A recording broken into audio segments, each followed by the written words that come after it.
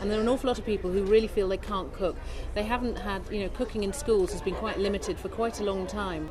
And so we get people on evening classes who, are in their 20s, 30s, 40s, and they feel that they have no confidence with cooking and they just want to be able to cook better. And we also get people who come who maybe can cook, but they want to have a change, they just want to get out of that rut. So it's a big variety of people and for different reasons. Well, I'm very much one of the people in a rut because I tend to cook curries, roasts, casseroles, maybe use a slow cooker. Yeah. I don't use a microwave, thankfully, but what sort of things could you actually teach me? Well, I think we could teach you quite a lot. I mean, techniques, a lot of people who, depending on whether you've had a training or not, some people when they cook, they may have cooked for years, but they may not be cooking in the most practical way or the way that's the quickest for them.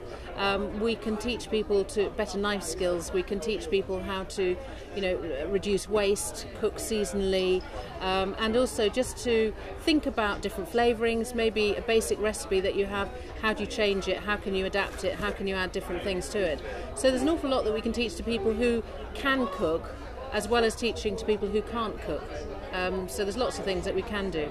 I think to buy locally, if you've got good shops near you, good sort of local shops, I think you should definitely use them and go in them, and they will stay there. If they don't get used, if you're forever going to the supermarket, then the small shops just don't have a chance. So I think it's really important to do that. But at the same time, I do think that there are times that you can't get everything you need. You can't necessarily, unless you've got a flour mill on the doorstep, you're not necessarily going to get the flour from down the road. So you do have to look further afield as well. Cooking isn't a chore, which people think it is. It doesn't have to be a chore. And that, instead of going out and buying ready meals and having high sugar, high salt foods, that actually they can do things quite simply for themselves, and it doesn't have to be more expensive. If you spend the time on it, it's not necessarily more expensive. And I think I think those two things are completely different issues. But I think that definitely the food that people eat in Scotland, the residents of Scotland, that needs to be addressed, because I think there are still problems with that. This is obviously your first appearance here at this Taste of Scotland Yes. event. How important is this event for promoting your cook school?